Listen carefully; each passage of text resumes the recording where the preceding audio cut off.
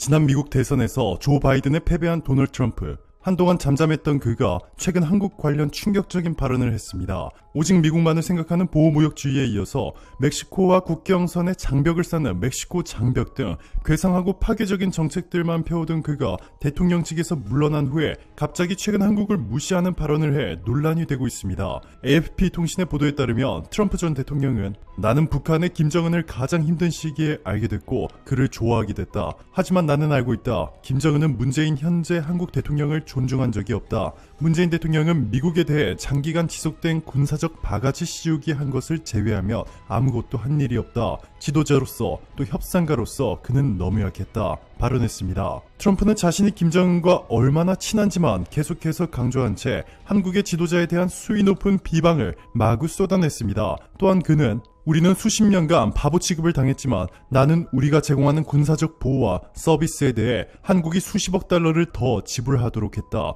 바이든 행정부는 한국이 우리에게 지불하기로 합의한 수십억 달러를 심지어 요구하지 않고 있다. 라며 한국과 바이든 미국 대통령을 함께 강력히 비판했습니다.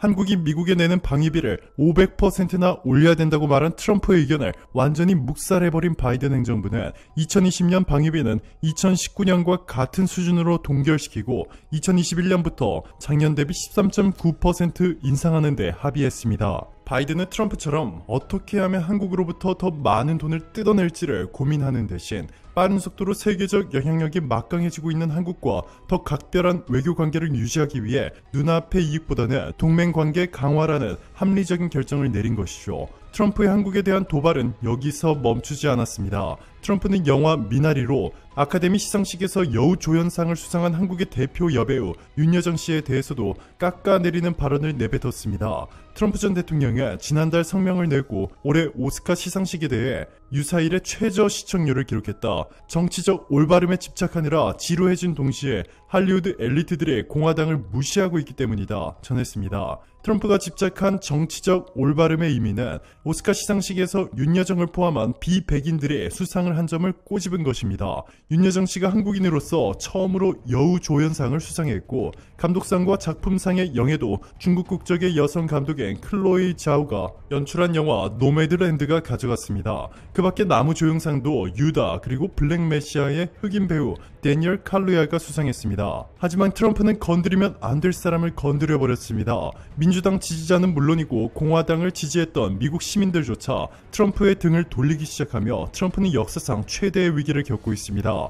미국의 유명 방송인이자 토크쇼 진행자인 지미 키멜은 트럼프의 성명이 나온 다음날 자신의 토크쇼에서 전직 대통령이란 사람이 이틀이나 지난 후에야 고작 팩스로 성명서를 내는 현실이 우습다 라며 트럼프의 최대 약점을 들춰냈습니다. 트럼프 전 대통령은 임기 말인 지난 1월 6일 지지자들의 의회 폭동을 두둔하고 방조하는 내용의 게시물을 올렸다가 페이스북과 인스타그램, 트위터로부터 계정이 정지됐기 때문에 대중들에게 성명서를 공개하려면 언론사에 팩스를 보내는 방법뿐이 남아있지 않은데 미국 유명 톡쇼 진행자 지미 키멜은 이 부분을 꼬집어 말한 것이죠. 또한 그는 올해 시상식 시청률이 좋지 않았다면 그건 전적으로 트럼프 당신이 지난해 우리에게 코로나19를 선사했기 때문이다 라고 받아쳤습니다.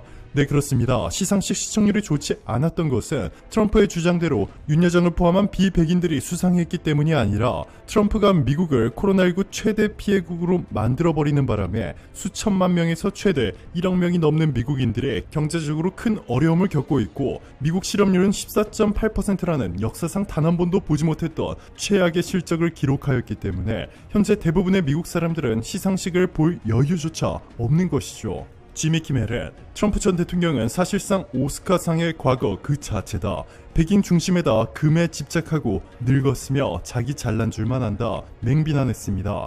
트럼프는 봉준호 감독의 기생충이 아카데미 작품상 등을 석권했을 때도 연설을 통해 한국 영화가 수상을 하다니 무슨 이런 일이 다 있냐? 이미 한국과 무역 문제가 잔뜩인데 한국에 작품상을 준다고? 라는 막말을 내뱉었습니다. 대통령직에서 물러난 뒤에도 이렇게 사정없이 한국을 공격하려 하는 트럼프의 보란듯이 바이든 대통령은 한국과 이례적으로 강력한 동맹관계를 구축하려 하고 있습니다.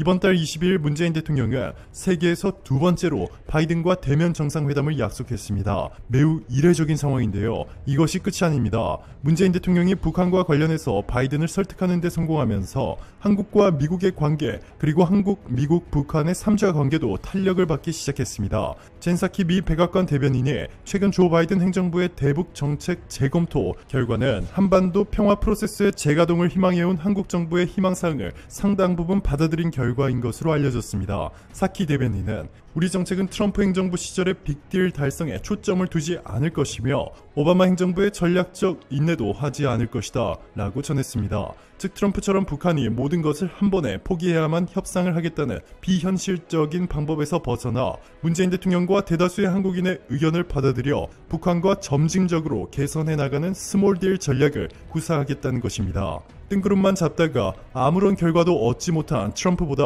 훨씬 기대가 높아졌습니다. 또한 한국을 빼놓은 채 북한과 독자적으로 회담을 갖고 북한으로부터 이익을 얻으려는 트럼프와는 달리 바이든은 북한과 관련한 모든 협의를 한국을 통해 하려 하고 있습니다. 경제적 이익에 앞서 한국의 역사와 민족성을 존중한다는 것이죠. 이뿐만이 아닙니다. 한국의 SK바이오사이언스가 영국의 아스트라제네카와 노바백스 백신을 위탁 생산하기로 한 데 이어서 미국의 모더나가 한국에 지사를 설립하고 한국 바이오 기업에 코로나 백신 위탁 생산을 맡길 것이란 전망이 나왔습니다. 이에 따라 모더나는 한국에서 이례적으로 실장급 인재 채용을 시작했는데요. 노바백스에 이어 모더나까지 미국이 한국을 백신의 생산 허브로 만들었습니다. 미국의 바이든 대통령이 이렇게 한국과 이례적인 수준으로 동맹관계를 강화하려 하고 있는 것은 그만큼 한국이 전 세계적으로 미치고 있는 영향력이 빠른 속도로 강해지고 있기 때문입니다. 세계에서 가장 똑똑한 민족으로 알려진 유대인의 나라 이스라엘도 최근 한국과 손을 잡았습니다. 이길 에를리히 요스마그룹 회장은 한국의 카이스트와 손을 잡고 카이스트는 이스라엘의 요스마그룹뿐만 아니라 이스라엘의 세계적인 기초과학 연구기관으로 알려진 와이즈만 연구소와도 기술사업화 협력 관계를 구축했습니다. 미국의 실리콘밸리를 뛰어넘는 세계 최고의 벤처기업들을 보유한 이스라엘이 한국과 손을 잡고 세계 혁신을 주도하기 시작한 것이죠.